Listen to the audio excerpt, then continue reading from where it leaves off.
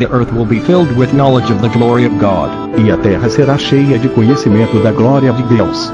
Y será llena la tierra del conocimiento de la gloria de Dios.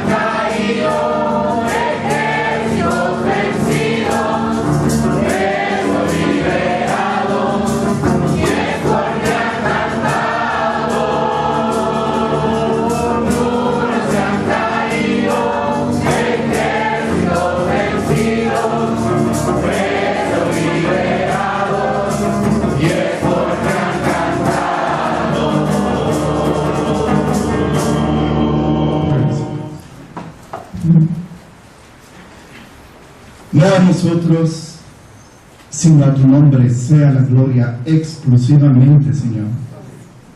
Porque tú eres nuestro Dios y nuestro Redentor. Porque por ti, Señor, hemos sido rescatados de la muerte y llevados ya, no solo a la vida eterna, sino a un hogar celestial que fuiste a prepararnos más allá del sol. Te alabo, te bendigo por esta bendecida, privilegiada oportunidad de poderme dirigir a tu pueblo, Señor, con tu palabra santa. Santifícanos en ella porque ella es verdad y la necesitamos como el sediento al agua fresca. Háblanos, Señor, no calles y danos corazones humildes. No somos más fuertes que tú, no somos más grandes que tú, no somos más sabios que tú. Háblanos y ayúdanos a obedecerte, para que tu nombre sea así glorificado y tu pueblo edificado. Padre, borra mis rebeliones y hazme un vaso de obra en Cristo Jesús. Amén. Aleluya, hermanos. Hace unos días tuvieron seguramente la triste experiencia de oír unos cohetes terribles, hermanos, casi eran bombas. Unos cohetes que pudieron haber lastimado, como han inclusive matado personas en otros lados. Y todos sabemos por qué. Era una fiesta idolátrica. Y quisiera hablar, como me sugirieron, como también había nacido en mi corazón, hablarles un poquito acerca de una situación que Pablo vivió en su segundo viaje misionero a las provincias griegas. Para ello los invito a buscar en el libro de Hechos,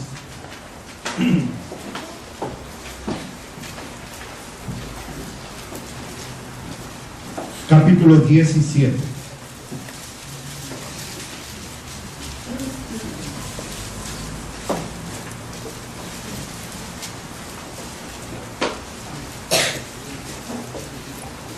Amén. Leo en voz alta, hermanos. Amén. Así es escrito. Y pasando por Anfípolis y Apolonia, llegaron Pablo, Lucas, Timoteo, Silas a Tesalónica, donde estaba la sinagoga de los judíos.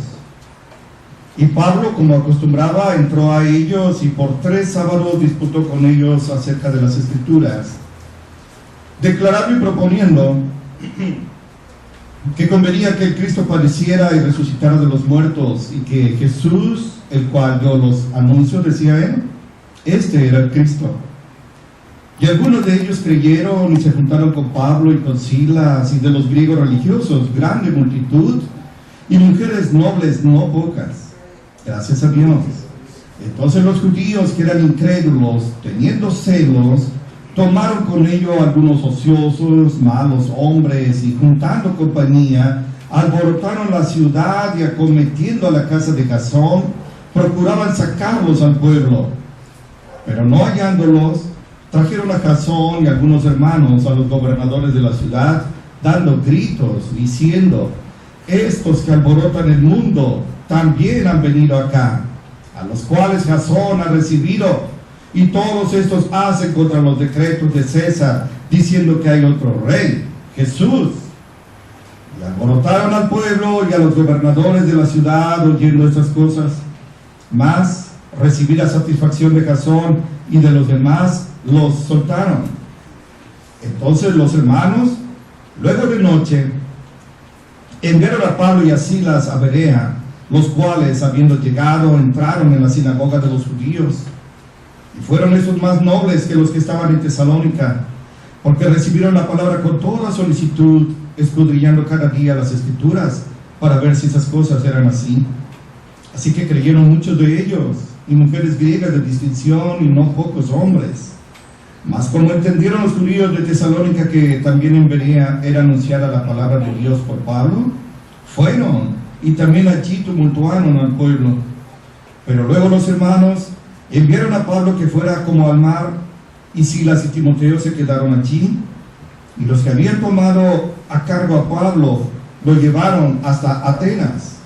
Y tomando el cargo para Silas y Timoteo que vinieran a él lo más pronto que pudieran, partieron.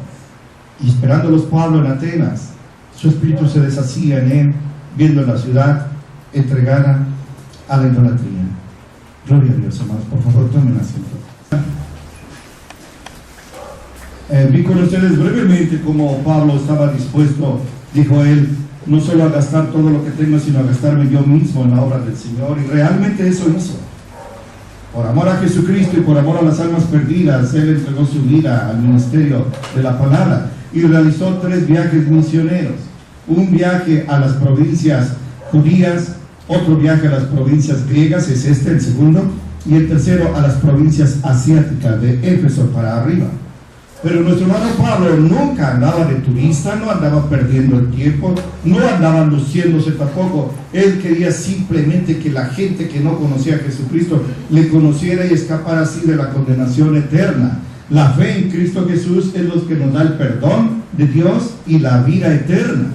Y por eso lo encontramos aquí con una labor, pues así se dice, febril, diligente, trabajando como misionero. Él no descansaba. Dice del 1 al 4 que de Filipos, donde nace la iglesia filipenses, con Lidia de Tiatira, con su familia, seguramente con la muchachita ex endemoniada, con el carcelero de Filipos y su familia. De ahí se va a Tesalónica, y de ahí a Berea, y de ahí a Atenas. Ese era el itinerario que él siguió. Pero dice aquí, en nuestros del 1 al 4, que entraba a la sinagoga conforme a su costumbre. Para algunos la palabra sinagoga pudiera parecer rara, pero era el templo judío. Donde quiera que había 10 varones judíos en la dispersión, los habían corrido de Palestina, Claudio los había corrido. Ahí donde quiera que ellos estaban, ellos con 10 varones tenían derecho de mandar una carta al sumo sacerdote de Jerusalén para que les mandara un levita o un sacerdote. Y así tenían ellos su templo con la palabra de Dios cerca.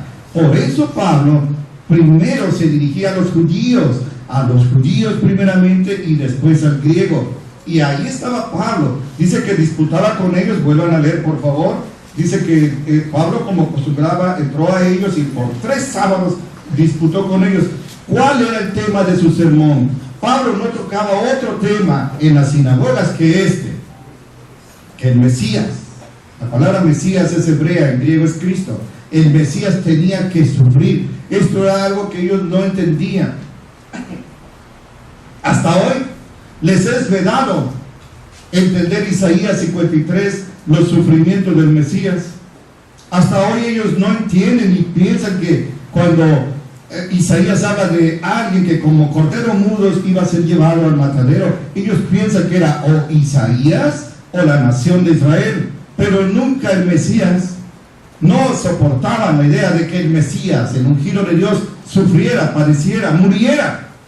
Pero ese era el tema. Primero, que el Mesías debía sufrir. Y segundo, dice el versículo 3, que Jesús, el carpintero que crucificaron hace unos meses en Jerusalén, Jesús, al cual yo les predico, ese es el Mesías. ¿Me entienden? Necesito que se ubiquen bien. El Mesías debe sufrir y morir. Y Jesús, al cual yo les predico, ese es el verdadero Mesías. Ese era el tema. Y el resultado, vean el versículo 4. Me alienta mucho, me gozo. Me gustó que dijeran aleluya. Dice que algunos de ellos creyeron y se juntaron con Pablo y con Silas. Y de los griegos religiosos, grandes multitud, y mujeres nobles no pocas. Miren, griegos religiosos, gente que no conocía del Señor, pero que vivía ahí en Corinto, ahora tenían su religión, ellos eran idolátricos, pero dejaron todo por entregarse a Jesucristo y se unieron a la iglesia. Ellos nos están esperando desde hace 2000 años.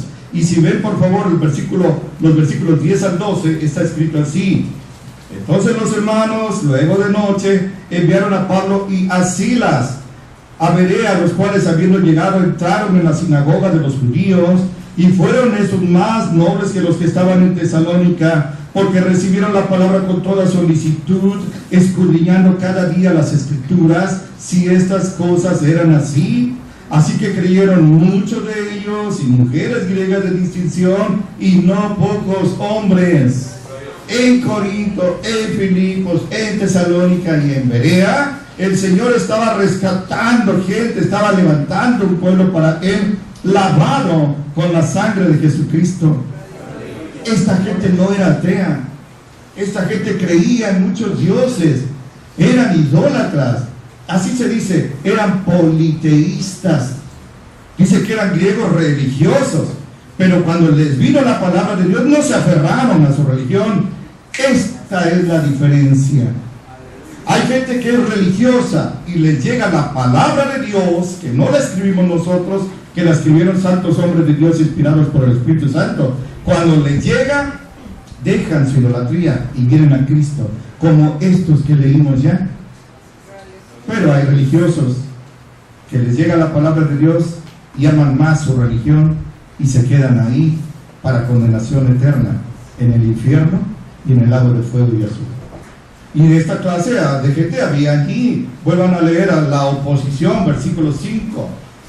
Entonces los judíos que eran incrédulos, ahí está, eran judíos pero no creían en Jesús, teniendo celos, la palabra es envidia, tomaron con ellos algunos ociosos, hermanos, pura gentuza, malos hombres, y juntando compañía alborotaron la ciudad y acometiendo a la casa de Jasón, procuraban sacarlos al pueblo, pero no hallándolos, trajeron a Jasón y algunos hermanos a los gobernadores de la ciudad, dando gritos: estos que alborotan el mundo también han venido acá, a los cuales Jasón ha recibido, y todos estos hacen contra los decretos de César, diciendo que hay otro rey, Jesús. Y alborotaron al pueblo y a los gobernadores de la ciudad oyendo estas cosas, mas recibida satisfacción de Jasón y de los demás, los soltaron. Ahí están los objetivos: ociosos, malos hombres, gente mala, gente que tenía su religión, era judía, pero era judía nada más en la carne. Fueron circuncidados, pero nada más en la carne. Sus corazones no estaban circuncidados, no eran judíos en el interior. No es el judío que cuenta delante de Dios el que lo es exteriormente, sino el que lo es interiormente en el corazón, y en ese sentido somos nosotros. Pero esta gente se alborota, y como los hermanos se hospedaron con un hermano llamado Jasón, que por cierto es la gran bendición para un misionero que alguien hospede, Jasón, pues fueron a golpearlos. Pero como no los encontraron, tomaron a Jasón y a empujones, a golpes, a otros hermanos, los llevan ante las autoridades como si fueran criminales. ¿Por qué no mejor capturaban asesinos y ladrones y criminales y nuestros hombres de Dios? Y va la calumnia. Estos que alborotan el mundo han venido a alborotar aquí, y va la calumnia. Andan hablando de otro rey, nosotros no tenemos más rey que César. ¿Hasta dónde se humillaban? ¿Hasta dónde se arrastraban? Estaban siendo oprimidos, explotados, vejados, humillados y hasta asesinados por César, y ahora lo reconocen como rey. Así hicieron con Jesús delante de Pilato. Y estos hombres, los gobernadores, dicen que se impactaron porque fue un tumulto. Entonces toman una decisión legal: comprométanse a no seguir alborotando al pueblo, les fijamos una fianza. Pero si violan ustedes, pierden su fianza o van a la cárcel. Por eso es que los hermanos, para que los hermanos Jasón y los demás no sufrieran, mejor se fueron de allí. Eso es prudente. Muchas veces dicen: no teman, no se acobarden, peleen y peleen. Dios no nos manda así siempre. Es cierto, a veces lo hace, pero no siempre. Recuerden cómo a Pablo por un muro lo bajan en una canasta. Vean el capítulo 18. Esto debió haber sido la actitud correcta. Capítulo 18, versículo 9.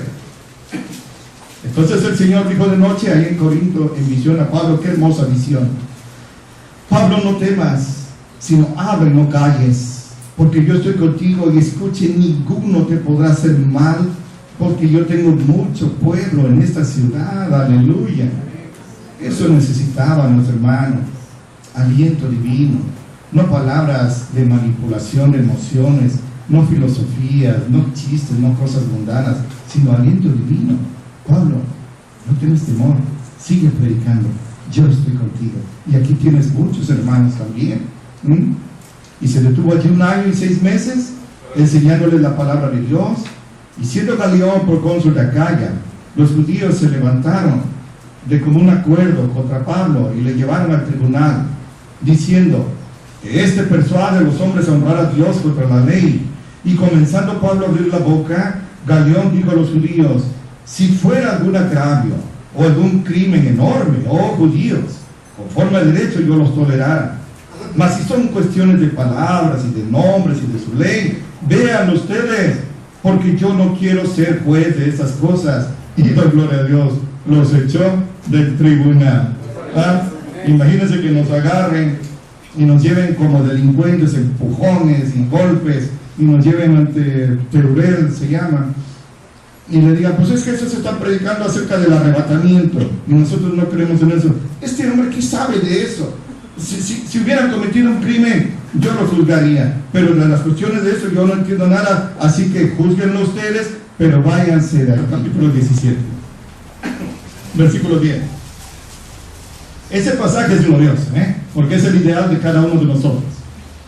Entonces los hermanos, luego de noche, enviaron a Pablo y a Silas a Berea, los cuales, habiendo llegado, entraron en la sinagoga de los judíos, y fueron estos más nobles, esto fue oxígeno puro, más nobles que los que estaban en Tesalónica, pues recibieron con toda solicitud la palabra, escudriñando cada día las escrituras, si estas cosas eran así.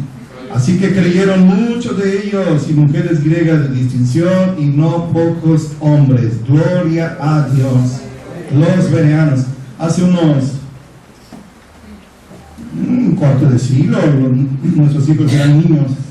Fuimos a unas predicaciones, un ciclo de predicaciones en Cintalapa, en Chiapas, y nos hospedaron unos hermanos, y los sermones, y los hermanos también eran de una iglesia que se llama Berea. Es la única iglesia, una iglesia bautista llamada Berea. ¡Qué buen nombre! Dios quiere que cada uno de nosotros sea un bereano, que cuando nos prediquen algo, no lo creamos nada más porque lo está predicando alguien que nos atrajo, nos impacta, tiene elocuencia, está bonito, es extranjero, está rico. No. Predicación y cortejarlo, compararlo con las escrituras para ver si el sermón es correcto. Si no lo es, desecharlo. No importa quién sea el que está predicando. Nosotros necesitamos ser bereanos en ese sentido, pero para hacerlo necesitamos conocer Biblia. Si no conocemos Biblia, cualquier mentira que nos predique, ¿cómo la vamos a medir si no tenemos una regla? Esta es la regla de fe de los cristianos y no se ha cambiado ni se cambiará. A veces hablo con los hermanos contadores, los hermanos médicos, los hermanos abogados, y dicen cómo hay reformas constantes a los códigos, nuevos descubrimientos médicos, reformas a los códigos fiscales, tienen que estarse actualizando. La palabra de Dios no se reforma. El cielo y la tierra van a pasar, pero las palabras del Señor nunca pasarán. Dijo Isaías, se seca la hierba, se marchita la flor, pero la palabra del Dios nuestro permanece para siempre. Eso nos da seguridad, que lo que dijo hace cientos de años hoy es vigente, hoy vale, nada de que ya cambió. Y vean por favor, dice que muchos y mujeres de distinción, no es lo mismo que ociosos y malas personas, sino mujeres nobles, no es que su carácter fuera noble, sino que eran de la sociedad ahí en Berea, eran ricas, eran importantes, creyeron en Jesucristo y se salvaron. Versículo 13. Pero como entendieron los judíos, otra vez estos, de Tesalónica, que también en Berea era anunciada la palabra de Dios por Pablo, fueron y también allí tumultuaron al pueblo. Pero luego los hermanos enviaron a Pablo que fuese a la mar, y a Silas y a Timoteo que se quedaran allí. Y los que habían tomado a su cargo a Pablo lo llevaron hasta Atenas. Y tomando el cargo para Silas y Timoteo que vinieran a él lo más pronto que pudieran, partieron. Miren, digo algo así rapidito. Los nombres de las ciudades, así se dice hoy el domingo, los topónimos, los nombres de las ciudades se verifican en los mapas que hoy existen. Los nombres de las ciudades y topónimos que aparecen en el libro de Mormón no aparecen en ningún mapa, no existen. Gloria a Dios. Amén. Amén. Y aquí vemos cómo ellos, el diablo es terrible, tiene unos siervos muy activos. A veces los siervos del diablo son más activos que los siervos de Dios. Esta gente que alborotó en Tesalónica, oye que allá en Berea está llegando esta palabra, pues allá van, les sale el celo misionero, maligno, diabólico, porque como estorbaron a Dios en Tesalónica, van a estorbar en Berea, y allá van. Entonces los hermanos de Berea, cuando oyen que esta gente quiere matar a Pablo, a Silas y a Timoteo, los separan y mandan a Pablo hacia Atenas, y a Silas y a Timoteo les piden que se queden allí, por supuesto, escondidos. Y eso es lo que está diciendo aquí. Pero vean ahora, porque esto es el centro de mi mensaje. Dice que ahí en Atenas Está Pablo, vean por favor versículo 16, esperándolos Pablo en Atenas, su espíritu se deshacía dentro de él, viendo la ciudad entregada a la idolatría. Aquí empiezo realmente mi mensaje. Pablo llega a Atenas no como un turista, llega como un misionero de Jesucristo, y apenas llega encuentra por todos lados idolatría. Atenas era, hermanos, estar en Atenas era el sueño dorado de todos, porque Atenas era la capital de la cultura, decían ellos. Ahí estaban, no sé, Pitágoras, Sófocles, Eurípides, Aristóteles, Platón, Sócrates, los grandes filósofos, decían ellos, los grandes pensadores. Era muy culta. Hubo un tiempo que Jalapa fue así, muy culta, conciertos, mensajes, seminarios, todo bien bonito. Se le llamaba la Atenas veracruzana. Atenas tenía mucha cultura, Atenas tenía mucha riqueza, pero Atenas también tenía muchos vicios. El alcoholismo, la prostitución, la fornicación eran comunes ahí, el homosexualismo, el lesbianismo, pero sobre todo tenía mucha idolatría, estaba inundada de ídolos. Un hombre llamado Plinio dijo que era más fácil en Atenas encontrar a un dios que a una persona. Buscas una persona, no la encuentras, pero buscas a Dios, ahí hay un altar, ahí puedes arrodillarte, muy fácil. Es fama que en el estado de Puebla, Ramón sabe, hay un lugar que se llama Cholula y que tiene 350 altares o iglesias idolátricos, uno para cada día, ¿no? Así era Atenas. Pero lo importante y lo que yo quiero resaltar con ustedes es lo que Pablo sintió cuando vio a la gente entregada a la idolatría. Mujeres, hombres, niños, ancianos, jóvenes entregados a la idolatría. ¿Qué sentimos nosotros cuando vemos a Coatzacoalcos entregados a la idolatría? En nuestras reuniones pastorales hay unos informes positivos, como se dice ahora, cuentas alegres. Hemos ganado 1,000 personas, ahora 2,000, allá 15,000 para el Evangelio. Coatzacoalcos es de Cristo. Son solo palabras. La prostitución, el crimen, el asesinato, la idolatría, el satanismo, el homosexualismo, todo sigue a la alza. Hay alcohol por todos lados. Ahora informan que los niños ya desde la primaria se están alcoholizando. Mi situación de joven fue muy distinta. Allá en la prepa no, cuando mucho, y fue un escándalo ver que un amigo estaba fumando tabaco. No, hermanos, hoy hay cosas muy terribles, muy terribles. Pero lo importante, lo que yo quiero llamar la atención, lo digo por segunda vez, es que Pablo no era indiferente. Ni decía, allá ellos, yo conozco a Jesucristo, ellos no hay problema de ellos. No, dice que su corazón se entristecía. Estaba él muy contristado, porque la gente que se entrega a la idolatría comete dos peligros graves, están dos peligros graves. Primero, se está relacionando con demonios. 1 Corintios 10 dice eso.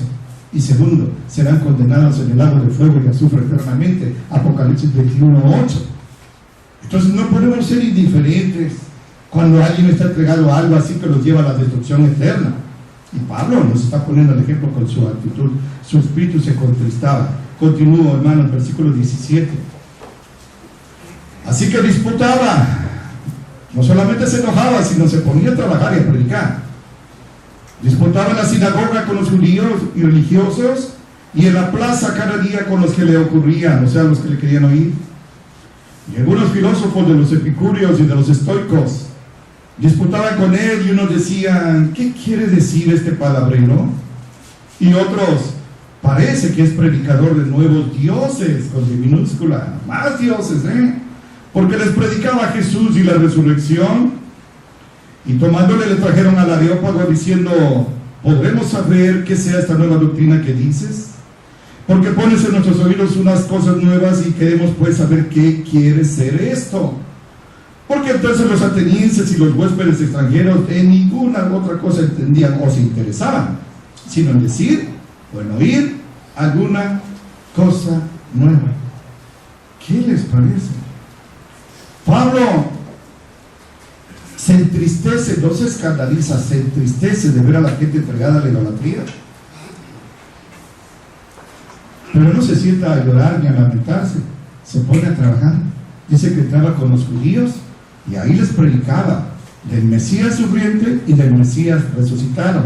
y que Jesús el carpintero era el Mesías. Y terminaba con los judíos y se iba a las plazas, a las calles, a hablarle a los gentiles, a todo el que le quisiera oír. Y miren, hermanos, entre esa gente, lo digo con respeto, entre esa gentuza había unos filósofos, los epicúreos y los estoicos, gente muy culta, no era gente ignorante, y estaban oyendo a Pablo.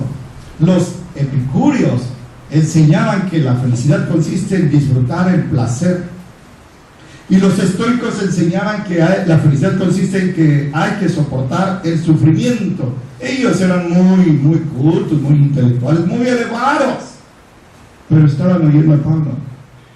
Y ahora le dicen: oye Pablo, ¿por qué no vienes aquí al Areópago y nos hablas de lo que tú estás diciendo? Porque aquí tenemos muchos dioses, pero parece que tú traes otro Dios. ¿Por qué no nos hablas de él? Este era el sueño dorado de Pablo, es el sueño dorado de todo predicador: llegar y que le ofrezcan la principal tribuna de la ciudad, el Areópago. El Areópago era donde los grandes jurisconsultos resolvían los asuntos penales, civiles, de cualquier tipo, ahí en Grecia, en Atenas. Hagan de cuenta aquí, pero no es exactamente la idea. Primera instancia en Coatzacoalcos, segunda instancia en Jalapa, Tribunal Superior de Justicia, y la tercera nos vamos a la apelación en la Suprema Corte de Justicia. Esa era la Suprema Corte de Justicia. No le iban a dar un rinconcito, le iban a dar el mejor foro. Que llegara alguien aquí y le ofreciera para predicar, qué sé yo, el Parque Independencia o la casa del teatro, del centro de convenciones, ahí que le ofrecieran para predicar el Evangelio, hermanos, aleluya, ¿no? No diríamos, bueno, como no es de nuestra iglesia, no hay que orar por él. No, hay que orar porque es el mismo Evangelio. Y Pablo dice que ahora con todos estos cultos empieza a predicar. Y qué triste lo que dice el versículo 21. Dice que esa gente tenía, lo único que le interesaba era oír un mensaje nuevo. Como dice Pablo a Timoteo, tenían comezón de oír. Esa era la diversión ahí en esa ciudad. Oír algo nuevo o decir algo nuevo, eso era lo más importante para ellos. Y Pablo, ante esta situación de oro, yo me imagino, porque es muy delicado, me dan el mejor lugar para predicar, Padre, yo sé que tú me abriste la puerta, pero ahora, ¿qué predico? Es una situación de privilegio que todos quieren tener, sí, pero no hay que echarla a perder. ¿Qué predico? Ahora que venía yo, estaba lloviendo mucho el viernes para acá, de Acayuca para acá. A mí me gusta cuando llueve, hermanos, hay un puente, veo por el espejo que no venga nadie, y en el puente me orillo a orillo y prendo mis estacionarias y me pongo a disfrutar la lluvia. Había muchos rayos. Qué cerca de Dios me siento allí. Hablo con Él, tan bonito, hermanos. A veces es que estoy loco, hermano, pero bajo el vidrio y saco la cabeza que me caiga el vidrio. Siento tan hermoso. Y le dije: Señor, yo te doy gracias que me das un foro, una tribuna en Ágape, porque me escuchan hermanos que no terminaron ni la primaria y hermanos que son profesionistas. Y puedo yo hablar con claridad, puedo saber que me entiende, puedo hablar con libertad, sabiendo que todos están recibiendo la palabra de Dios, porque eso es lo que yo predico. Te alabo, te bendigo. Lo digo con todo cariño y respeto, sé que se está grabando. En Pajapan no es así, hermanos. Ellos no tienen las situaciones que nosotros tenemos, ni la cultura y eso, y toda la educación. Sus oraciones hasta son muy tiernas. Señor, bendice mi parcela. Señor, haz que mi vaca pueda ya parir, por favor, porque se está muriendo. Sus peticiones son sus necesidades. Distinto, pero muy bonito. Pajapan, muy bonito Acayuca, muy bonito todas las ciudades donde yo predico. Son dos nada más, ¿eh? Bueno, entonces Pablo dice: ¿qué predico, Señor? Seguro que oró. Señor, dame el sermón, dame el tema. Y Pablo, me imagino que caminaba y de repente pasa por un lugar que era el panteón griego, pero el panteón no es como nosotros entendemos el cementerio. Pan es todos, teos, dioses, todos los dioses. Era una galería, era un museo de dioses. Y él empieza a caminar y ve ahí un pedestal con me imagino que un ídolo con una espada. Ese es Marte, el dios de la guerra. Para ellos era Ares, por eso era el Areópago. Había otro que tenía uvas, Dionisio, Baco, el dios del vino, Diana, la diosa de la fertilidad, Venus, la diosa del amor, Neptuno, el dios del mar, etc. Ahí había dioses para todos. Y como en aquella religión de donde nos sacó el Señor, estaba el nombre del Dios y su especialidad. Fulano, Dios de la guerra. Fulano, Dios del amor. Fulano, Dios de la agricultura. Fulano. Así teníamos nuestros dioses santos, ¿no? Pero entonces, Pablo va caminando y creo que hasta se regresó, porque vio un pedestal, una columna, que no tenía ídolo encima. ¡Aleluya! Ahí Pablo se sorprende, todas las columnas tenían un muñeco, esta no, y se acerca a leer porque algo decía ahí. Pablo era muy culto, estaba en griego. Este altar lo dedicamos al Dios que no conocemos. Adoraban a todos, pero por si alguno se le había olvidado, no se fuera a enojar, ahí está su altar, pongan el que quieran, los que saben aquí de México también pónganlos ahí, y ahí se da cuenta Pablo. Esa era la respuesta que Jesús le estaba dando. Vamos a ver, vean por favor, versículo 22. Estando pues Pablo en medio del Areópago, dijo: varones atenienses, miren qué elegante y respetuoso. En todo los veo como muy supersticiosos o religiosos, porque pasando y mirando sus santuarios, hallé también un altar en el cual estaba esta inscripción: al Dios no conocido. Aquel pues que ustedes honran sin conocer, ese es el que yo vengo a predicarles. Aleluya. Aleluya. Esto es magistral. Ahora cualquier tipo da conferencias magistrales. Este sermón era magistral. Este Dios que ustedes honran, al que ustedes temen, a quien ustedes respetan, pero que no conocen, es mi amigo, y de él yo vengo a hablarles a ustedes. Y les dice en un sermón que debe haber sido muy breve, 5 puntos esenciales que si se los llevan en su corazón, con eso valió la pena haber venido hoy a predicar. Amén. Vamos a ver por favor 5 puntos, versículo 24 en adelante. El Dios que hizo el mundo, dice Pablo, y todas las cosas que en él hay, como es Señor del cielo y de la tierra, no habita en templos hechos de manos, ni es honrado con manos de hombres, necesitado de algo, pues él da a todos vida y respiración y todas las cosas. Y de una sangre ha hecho todo el linaje de los hombres, para que habitaran sobre toda la faz de la tierra, y les ha prefijado el orden de los tiempos y los términos de la habitación de ellos, para que buscasen a Dios, si en alguna manera palpando lo hayan, aunque en verdad no está lejos de cada uno de nosotros, porque en él vivimos, nos movemos y somos, como también algunos de sus poetas dijeron, porque el linaje de este somos también. Hasta los poetas griegos dijeron eso. Siendo pues linaje de Dios, no hemos de considerar la divinidad ser semejante a oro o a plata o a piedra, escultura de artificio o de imaginación de hombres. Y escuchen, pero Dios, habiendo disimulado los tiempos de esta ignorancia, ahora ordena a todos los hombres en todos los lugares que se arrepientan, por cuanto ha establecido un día en el cual ha de juzgar al mundo con justicia, por aquel varón al cual determinó, dando fe a todos, con haberlo levantado de entre los muertos. Aleluya.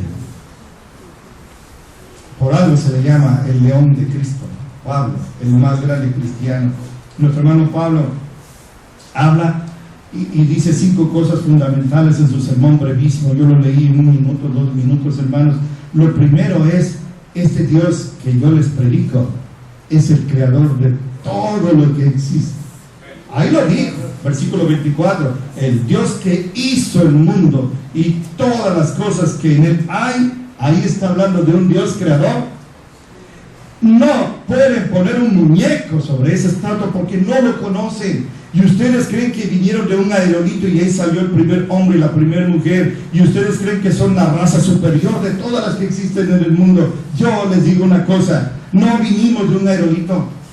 Diría ahora, no venimos por evolución de un mono, sino que hay un creador que nos hizo a todos. Y esto era nuevo para los griegos y los que estaban allí. Y ese Dios no es honrado con manos humanas. En el Salmo 50 dice el Señor: si yo tuviera hambre, no te diría a ti que me dieras de comer, porque mío es el mundo y su plenitud. Les decía a los hermanos de Agayuca, ¿saben ustedes esas lámparas cómo se llaman? Slimline. ¿Y por qué se llaman Slimline? Por un pobretón que se llama Carlos Slim. Ahí vive el pobrecillo. Él es el dueño de toda esa franquicia o patente, como se diga.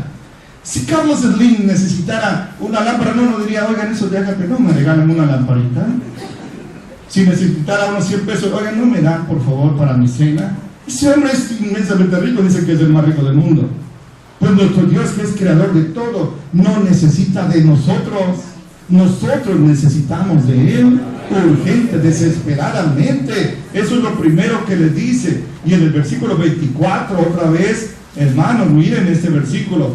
En el versículo 24, la parte final, dice que el Señor, que es el dueño del cielo y de la tierra, no habita en templos hechos de manos. Gloria a Dios. Salomón se esforzó por hacerle al Señor el mejor templo, con todo el lujo: oro, plata, marfil, cedro, lo mejor. Pero consideró que era una barraca para que Dios viniera a humillarse a vivir allí. Y el Señor le dijo, Salomón le dijo: Señor, ¿vendrás a esta casa que yo te ofrezco? El templo de Jerusalén, el primero. Ya no un tabernáculo, sino un templo. Yo me doy cuenta, yo sé, Señor, que los cielos y los cielos de los cielos son muy pequeños para que tú quepas. ¿Cómo vas a venir a vivir en esta casa que yo te digo? Y se la dedicó con mucho amor. Le dio lo mejor. Su amigo Irán lo ayudó de tiro. Y entonces el Señor le responde: si se humillara mi pueblo, entre los cuales mi nombre es invocado, si oraran, si se arrepintieran de sus malos caminos, si buscaran mi rostro, entonces yo oiré desde los cielos y perdonaré sus pecados y sanaré su tierra, y mis oídos y mis ojos estarán atentos a la oración que se haga en este lugar, porque ahora yo he escogido esta casa como mi morada. Y dice la Escritura que la Shekinah, la columna de nube, entra al templo y toma posesión del templo. Ahí el Señor empezó a habitar en templos hechos de manos de hombres, o como siempre les digo, en templos hechos por albañiles. Pero ahora Pablo predica a los que están ahí en Atenas: Dios ya no mora, ya no vive en templos hechos por albañiles. Esta no es la casa de Dios. La casa de Dios está en el tercer cielo, y a su diestra está Jesucristo rogando por nosotros. Aquí está el Señor, pero mientras estamos nosotros, porque si dos o más estamos en su nombre, Él está en medio. Pero nos vamos y la casa queda vacía.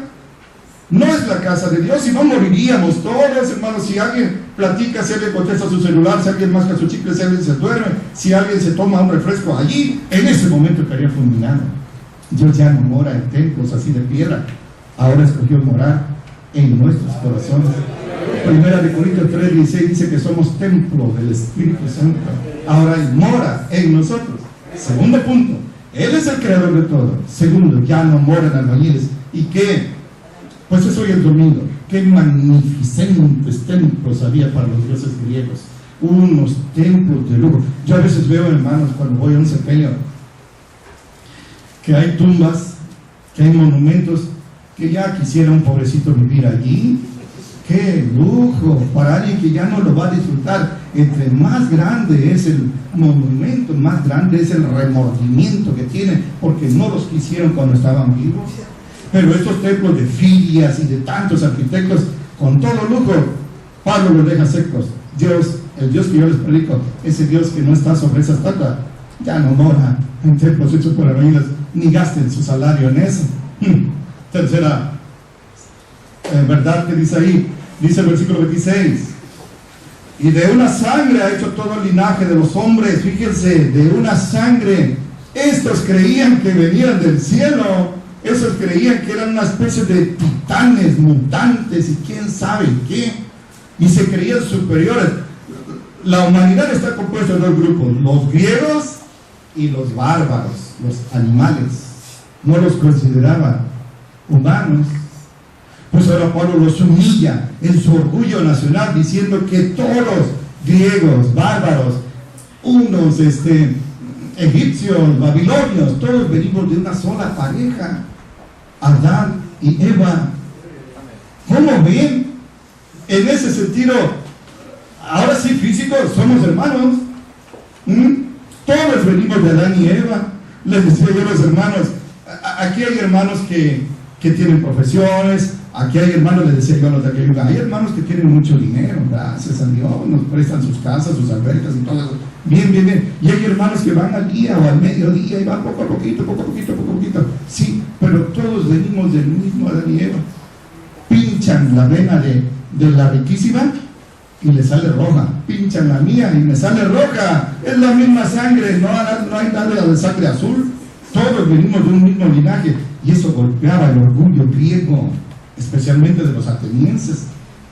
Cuarta verdad, vean por favor, versículos 29 y 27, está escrito así: siendo pues linaje de Dios, no hemos de estimar la dignidad ser semejante a oro, a plata o a piedra, escultura de artificio o de imaginación de hombres. Sí, hermanos, esta es la cuarta verdad. Dios prohíbe la idolatría. Dios condena severamente la idolatría. Dios es espíritu, le dijo Jesús a la samaritana, y los que le adoran en espíritu y en verdad, es necesario que lo adoren. Pasen al 27, dice: para que buscaran a Dios, si en alguna manera palpando lo hallen, aunque es cierto, no está lejos de cada uno de nosotros. Atenienses, ese Dios que ustedes no conocen pero están honrando así, ese Dios que yo les predico, que hizo todo, que de una pareja nos hizo, que no mora ya en templos hechos de albañiles y que no es honrado con ídolos, está tan cerca de ustedes que si se pudiera tocar, con solo estirar la mano lo tocarían. Los griegos estaban huyendo. Esto era nuevo. Nosotros estamos acostumbrados a esto, hermanos, porque tenemos esta bendición de tener la Biblia. Ellos no. Y decían, ¿cómo? A Marte, a Neptuno, a Venus, a todos los dioses. No los podemos invocar en el monte o en la casa, ¿verdad? Tenemos que ir a sus templos y ofrecerles sacrificios. Había unos sacrificios, déjenlo diabólico, eran asquerosos, hermanos. Ponían un toro, por ejemplo, ahí arriba, y el adorador se ponía debajo, habían huecos en las duelas, degollaban al toro y la sangre tenía que bañar a él totalmente para que fueran fértiles. Daniel no tuvo que hacer eso. Dios les bendijo. Ustedes no tuvieron que hacer eso. Dios les dio fertilidad, porque Dios no es honrado con estas abominaciones idolátricas. Y el último punto que les dice Pablo es ese: ustedes honran ídolos, ustedes viven en pecado, ustedes serán condenados, pero Dios, versículo 30, habiendo disimulado todos esos días de nuestra ignorancia, ahora ordena a todo el mundo en todo lugar que se arrepientan, por cuanto ha señalado ya un día en el cual ha de juzgar al mundo con justicia por medio de aquel varón al cual él determinó, habiéndolo levantado, resucitado de entre los muertos. Él es Jesucristo. Eso es lo quinto que le dice Pablo en su magistral sermón. Atenienses, griegos, un día tendrán que presentarse delante del Señor a un juicio. Ellos creían en la inmortalidad en otro sentido, a un juicio. Y el que va a juzgar es alguien a quien Él permitió que lo crucificaran, pero al tercer día lo resucitó. Él va a ser el juez. Pero atenienses, aunque ustedes viven en abominaciones, Dios está dispuesto a perdonarlos si se arrepienten, si dejan ese pecado.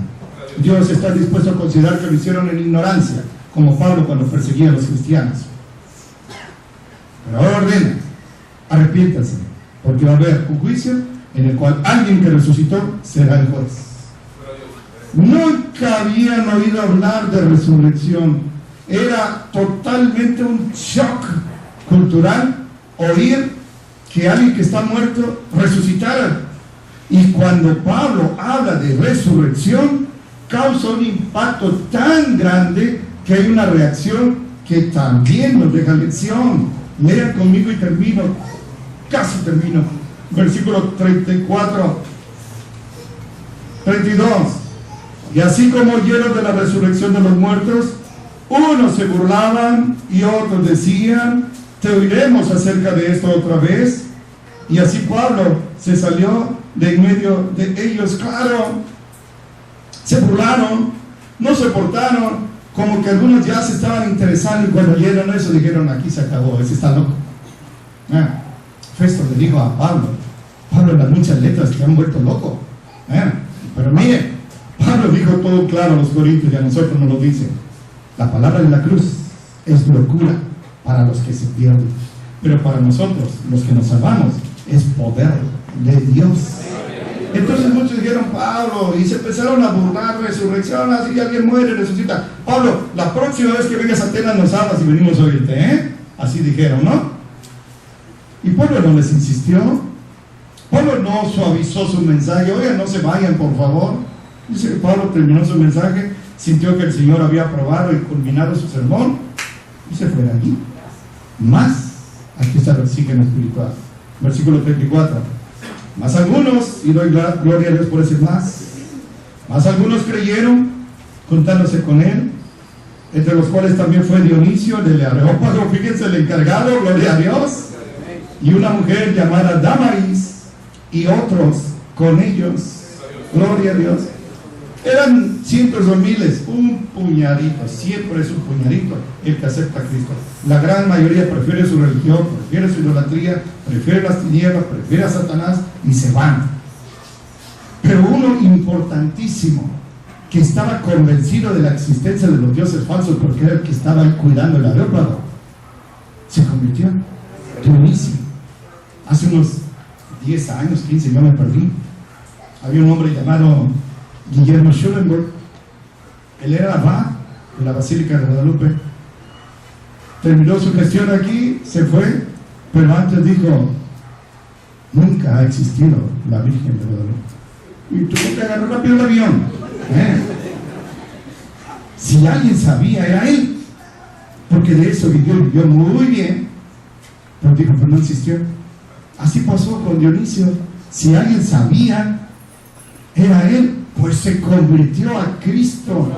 Y por cierto, Dionisio es el nombre del dios de la borrachera entre los griegos, o Baco entre los romanos. Y no le dijo Pablo, bueno, si vas a venir con nosotros tienes que renunciar y cancelar la maldición de tu nombre idolátrico. No te preocupes, sigue con tu nombre, no hay problema. Siguió llamándose Dionisio. ¿Qué problema hay? El nombre no nos determina como cristianos o como no cristianos. Pero también Damaris y algunos otros vinieron a Cristo. Gloria a Dios. Ahí termina el capítulo. Casi termino el mensaje, hermanos. Solo digo algo, lo que siempre le digo. Nosotros éramos idólatras, la mayoría de nosotros. Ayer que tenía yo a Lucas, le dije, en el idioma que él y yo hablamos, Lucas, tú nunca besarás un ídolo. Lucas, alaba a Dios, porque tú nunca te arrodillarás a tu ídolo. Y le dije algo que él sabe, el Salmo 23. Solo se rió, como diciendo, abuelo, descansa en paz. No de que me muera, sino que no esté tranquilo, ¿no? Pero así éramos. ¿Y cómo el Señor nos sacó? Nosotros amamos el Evangelio. Tenemos la bendición de oír la palabra y no la rechazamos como ellos, ni nos burlamos, ni atacamos. Amamos el Evangelio. Por eso es que los hermanos de Jastipa no están aquí. Gracias a Dios y a todos ustedes. Nosotros sí creemos en la resurrección. Ellos no creían, nosotros creímos. En otra ocasión dijo Pablo a los judíos, ¿o qué? ¿Creen que Dios no puede resucitar a los muertos? Claro que sí, porque Él es todopoderoso. Y por eso resucitó a Jesucristo y resucitó a mucha gente. Ahora nosotros somos salvos por la fe en Cristo.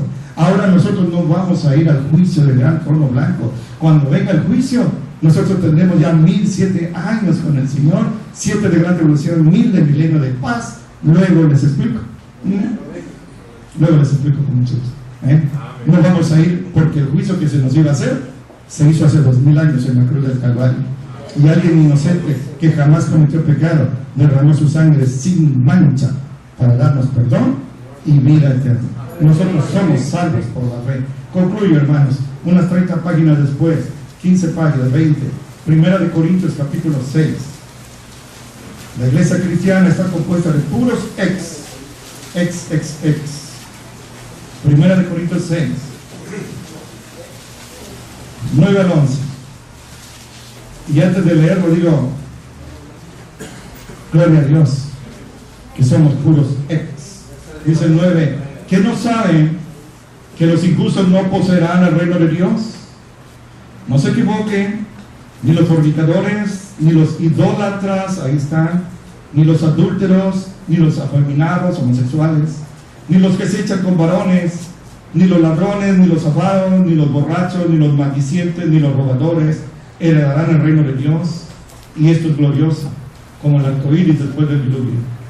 Y esto eran algunos, mas ya son lavados, mas ya son santificados, mas ya son justificados en el nombre del Señor Jesús y por el Espíritu de nuestro Dios. Eso éramos algunos, éramos, ya no lo somos. Es mi oración que Dios ponga en nosotros el mismo sentir de Pablo cuando en Atenas vio a la gente entregada a la idolatría y su corazón se contristó. Que cada vez que veamos, a veces pasan aquí, sintamos compasión por ellos y llevemos la palabra, porque ahí estábamos nosotros. Es tan triste verlos cantar, cargando un muñeco muerto que no sirve para nada. El Dios vivo es ofendido de la manera más grave cuando se adora un ídolo en lugar de Él. Que nuestro corazón se entristezca, sintamos compasión, y lo mismo que hizo Pablo, les llevemos la palabra ahora que hay tiempo, porque mientras están vivos tienen esperanza, pero que nuestra boca no se cierre y no nos intimidemos ante nada ni nada. Amén, hermanos. Hablemos con el Señor.